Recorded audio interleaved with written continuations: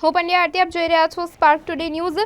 ગાંધીનગર રાજ્યમાં બુટલેગરો બન્યા પોલીસ વાહનોને બુટલેગરો મારી ટક્કર। કણભા નજીક ભાવડા પાટિયા પાસેનો બનાવ। ઘટનામાં એક એએસઆઈનું મોત, એક ઘાયલ। વાહનમાં દેશી દારૂ ભર્યો હતો।